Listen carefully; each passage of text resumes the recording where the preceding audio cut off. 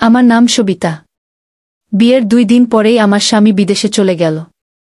যদি আগে জানতাম যে সে বিয়ের পরপরই চলে যাবে, তবে আমি হয়তো তাকে বিয়ে করতাম না। বিয়ের সময় আমি স্বামীকে বলেছিলাম, তোমার বিশাল বাড়িতে আমি একা থাকতে পারবো না, কিন্তু তিনি আমার কথায় কান দেননি। কেবল বললেন, তোমার চিন্তা করতে হবে না, আমি তোমার জন্য ছোট্ট বাচ্চা রেখে যাচ্ছি। তার কথায় কিছুটা সাহস পেলাম। ছোট্ট বালকটিকে আমি অদ্ভুত মনে করতাম। প্রতিদিন তার রুম থেকে এক অদ্ভুত আওয়াজ আসত। একদিন জানালা দিয়ে উকি দিয়ে দেখলাম সে মোবাইলে কিছু দেখছে আর কিছু অদ্ভুত আওয়াজ করছে। পরদিন সে আমার রুমে থাকতে চাইল এবং বলল, কাকি, একা থাকতে আমার খুব ভয় লাগে, দয়া করে আমি তাকে আমার রুমে নিয়ে এলাম, কিন্তু গভীর রাতে যা ঘটেছিল তা শুনলে তোমাদের মাথা ঘুরে যাবে। জীবনের নানা রঙের মধ্যে বিয়ের আগে আমি ভেবেছিলাম আমার জীবন হবে স্বপ্নের মতো। জিৎ, আমার স্বামী, একজন সফল ব্যক্তি। তার পরিবার ছিল ধনী, কিন্তু বাবা মা নেই। বিয়ের সময় তিনি কোনো অলংকারের দাবি করেননি। আমি তো খুশি, ভাবলাম আমি জিতের সঙ্গেই নতুন জীবন শুরু করতে যাচ্ছি। শ্বশুরবাড়িতে আসার পর বিশাল বাড়িটি দেখে আমি অবাক হয়েছিলাম। গরিব ঘরের মেয়ে হিসেবে এত বড় ঘরে বিয়ের স্বপ্ন আমি কল্পনাও করিনি। বিয়ের দিন আমাদের ঘরটি ছিল ফুলে ফুলে সজ্জিত, যা দেখে আমার হৃদয় ভরে উঠেছিল। প্রথম রাতে যখন আমি বিছানায় বসেছিলাম, তখন আমি ভাবছিলাম, আমি কি সত্যিই এই জীবনকে গ্রহণ করতে পারব? বিয়ের প্রথম দিন থেকেই বাড়ির পরিবেশ অদ্ভুত লাগছিল। জিৎ বিদেশ চলে যাওয়ার আগে আমাকে নানা কথায় আশ্বাস দিয়েছিল, কিন্তু আমি প্রতিদিনই একাকিত্ব অনুভব করছিলাম। ছোট বালকটি দিনে দিনে আমার বন্ধু হয়ে উঠল। সে মাঝে মাঝে আমাকে সাহায্য করত, কিন্তু গভীর রাতে যখন অদ্ভুত আওয়াজগুলো শুনতে পেতাম, তখন মনে হতো আমি আর একা নই।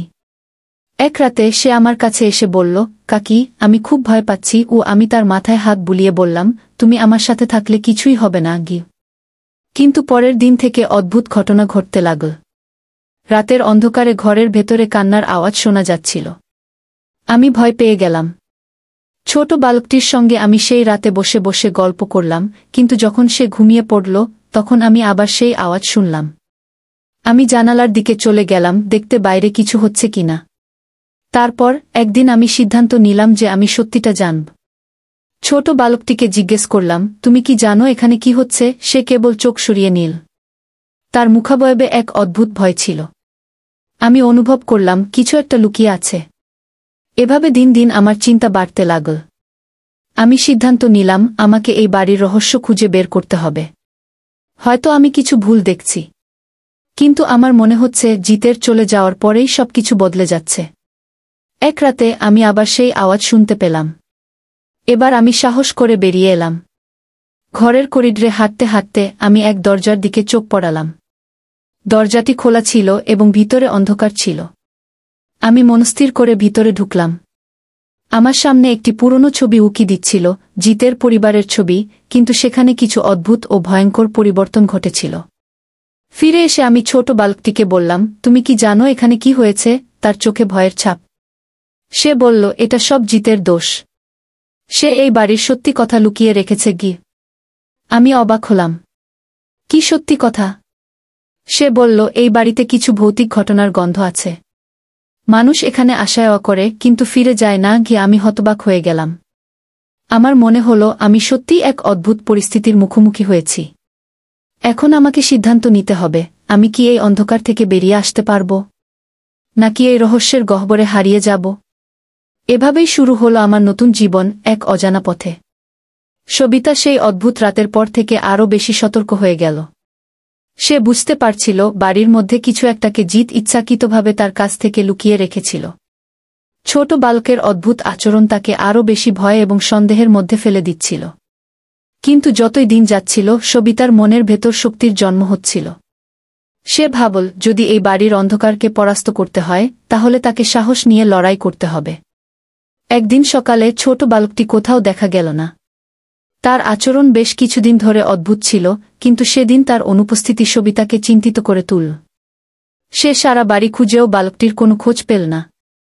কিন্তু বাড়ির পুরনো অংশে যাওয়ার সময় সে একটি লুকানো দরজার সামনে এসে দাঁড়াল, যা আগে কখনো দেখেনি। দরজাটি এত পুরনো ছিল যে এটি অনেক বছর ধরে বন্ধ ছিল বলেই মনে হচ্ছিল।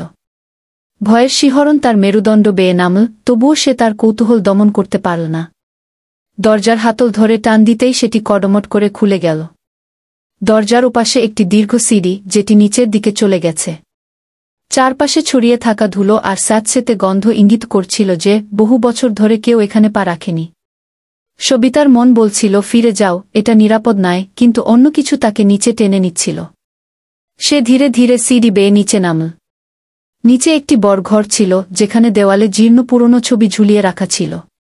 সেসব ছবির মধ্যে জিতের পরিবারের সদস্যদের ছবি দেখতে পেল, কিন্তু সেখানে তার মুখগুলো বিকৃত ও ভয়াবহ লাগছিল।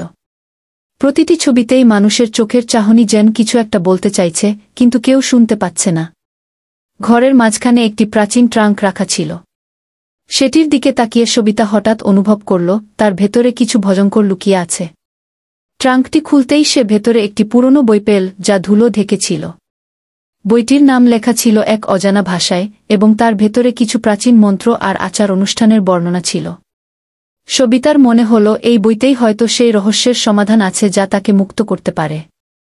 সবিতা বইটি নিয়ে উপরে ফিরে এল এবং রাতে যখন বাড়ির সব দরজা জানালা বন্ধ হয়ে গেল, সে মন্ত্রগুলো পড়া শুরু করল। প্রাচীন ভাষার মন্ত্রগুলো উচ্চারণের সাথে সাথে পুরো বাড়িতে যেন এক অদ্ভুত কম্পন সৃষ্টি হল। হঠাৎ সে বুঝতে পারল ছোট বালকটি ঠিক তার পেছনে দাঁড়িয়ে আছে, কিন্তু এবার তার চোখে কোনো সরলতা বা নিরীহতা নেই। তার চেহারা ছিল বদলে যাওয়া, যেন সে আর মানুষ নয়, এক ভৌতিক সত্তা। সে ধীরে ধীরে বলল, তুমি আমাকে এভাবে থামাতে পারবে না, কাকি। আমি তো সেই শক্তির দাস, যা এই বাড়িতে প্রজন্ম ধরে বাস করে গিয়ে। সবিতা ভয়ে জমে গিয়েছিল, কিন্তু তারপর তার মনে হল এই অভিশাপের চক্র ভাঙতে হলে তাকে আরও সাহসী হতে হবে। সে বইয়ের আরও গভীরে প্রবেশ করল এবং দেখতে পেল মন্ত্রগুলোর মাধ্যমে এই অভিশপ্ত শক্তির চক্র ভাঙা সম্ভব, তবে এজন্য তাকে সেই গোপন ঘরে ফিরে যেতে হবে। রাতের অন্ধকারে সবিতা আবার সেই গোপন ঘরে গেল। এবার তার হাতে ছিল মন্ত্রের বই এবং তার হৃদয়ে ছিল অদম্য সাহস। ঘরে ঢুকে সে মন্ত্র উচ্চারণ শুরু করল এবং ঘরের চারপাশে অদ্ভুত শক্তির ঝলকানি দেখা দিতে লাগল। সেখানকার বাতাস যেন আরও ভারী হয়ে উঠল এবং অদৃশ্য কোনো শক্তি যেন সবিতাকে বাধা দিতে চাইছিল। কিন্তু সে থামল না। মন্ত্রের শেষ লাইন উচ্চারণ করার সঙ্গে সঙ্গে একটা বিকট আওয়াজ হল এবং পুরো ঘর আলো ভরে উঠল। এক মুহূর্তের মধ্যেই সব অদ্ভুত আওয়াজ থেমে গেল, ঘরের ভেতরের সব বিকৃত ছবি স্বাভাবিক হয়ে উঠল, আর সেই ছোট বালকও যেন একটা শান্তি পেয়ে মিলিয়ে গেল।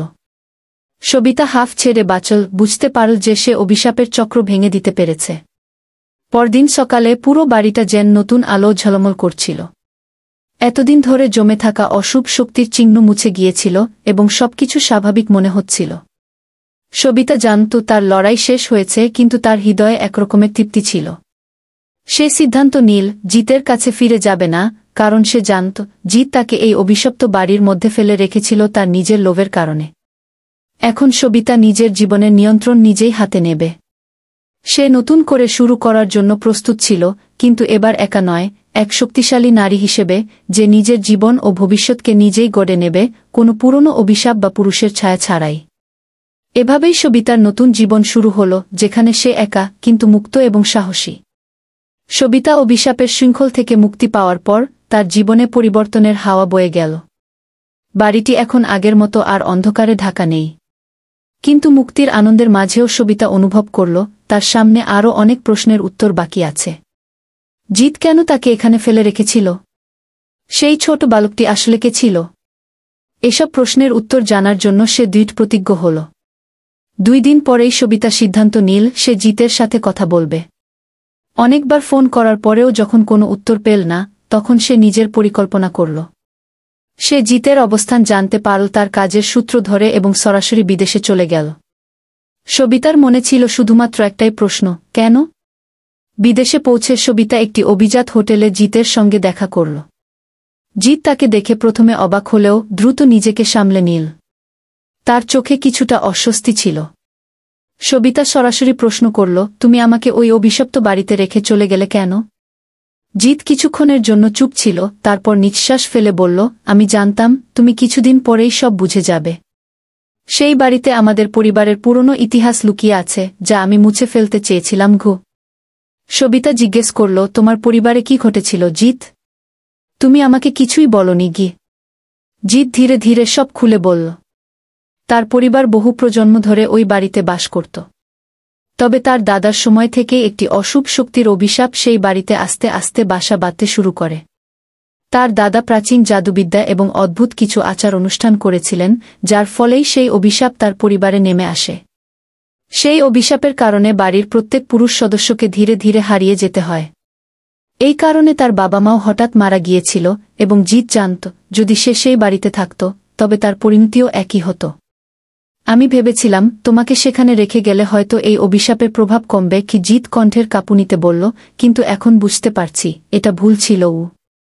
সবিতা ধীর কিন্তু দৃঢ় স্বরে বলল, তুমি আমাকে ফাঁদে ফেলেছিলে জিত, কিন্তু আমি সবকিছু ঠিক করে নিয়েছি। সেই অভিশাপকে আমি চিরতরে দূর করে দিয়েছি। জিত বিস্ময়ে তাকিয়ে বলল, তুমি কিভাবে সেটা করলে? সবিতা বলল, আমি তোমার পরিবারের ইতিহাসের সাথে লড়াই করেছি এবং জিতেছি, কিন্তু এই অভিশাপ থেকে মুক্তি পেতে হলে তোমাকেও নিজের দায়িত্ব নিতে হবে। জিত তখন বুঝতে পারল তার নিজের ভয়ের কারণে সে ভুল সিদ্ধান্ত নিয়েছিল। সে সবিতার প্রতি তার অপরাধবোধ প্রকাশ করল এবং ক্ষমা চাইল। সবিতা তার কথা শুনে চিন্তায় পড়ল, কিন্তু তারপর বলল, আমাদের দুজনকেই নতুনভাবে শুরু করতে হবে। আমি জানি না আমাদের ভবিষ্যৎ কেমন হবে, কিন্তু আমি আর একা বাঁচতে চাই না। জিত এবং সবিতা একসঙ্গে বাড়িতে ফিরে যাওয়ার সিদ্ধান্ত নিল। তারা চেয়েছিল নতুন করে সবকিছু শুরু করবে, কোনো ভয়ের ছায়া ছাড়া, মুক্ত জীবনের পথে। বাড়িতে ফিরে এসে সবিতা ও জিত একসঙ্গে নতুন অধ্যায় শুরু করল। তারা বাড়িটিকে সংস্কার করল এবং সেই পুরনো ঘরগুলো যেখানে অভিশাপের প্রভাব ছিল সেগুলোকে মুছে দিয়ে নতুনভাবে সাজিয়ে তুলল। তাদের সম্পর্ক আবার নতুন করে গড়ে উঠতে লাগল, ভয় ও মিথ্যার ছায়া থেকে বেরিয়ে এসে সত্যিকারের ভালোবাসা ও বিশ্বাসের ভিত্তিতে। কয়েক বছর পর সবিতা ও জিতের পরিবারে এক নতুন সদস্যের আগমন ঘটল, তাদের প্রথম সন্তান।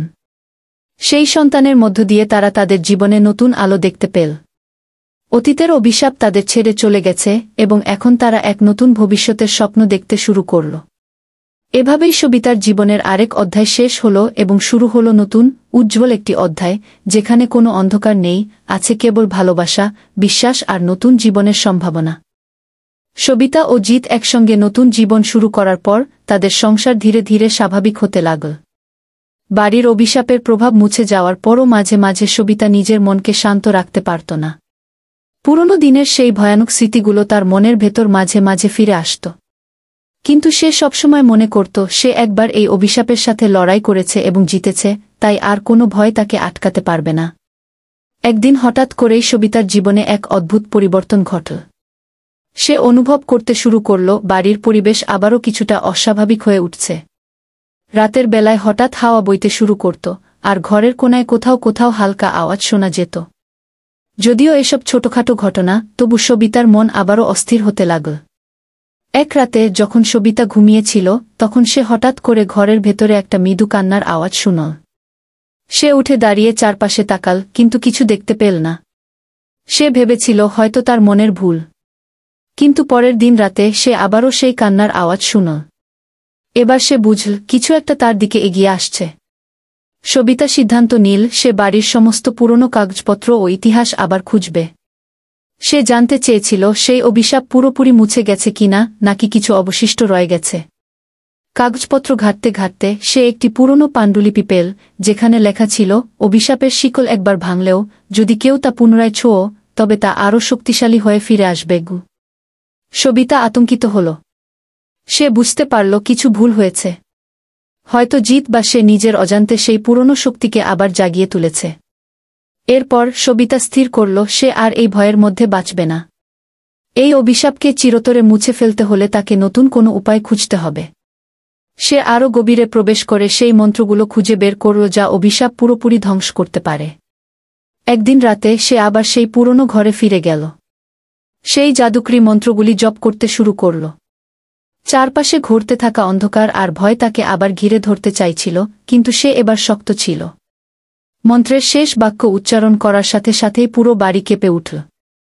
আর সেই মুহূর্তেই সব অশুভ শক্তি চিরতরে বিলীন হয়ে গেল। এই ঘটনার পর সবিতা আর কখনো সেই ভয়ের মুখোমুখি হতে হয়নি। জিত ও সবিতার জীবন আবারও শান্তিতে ফিরে এল।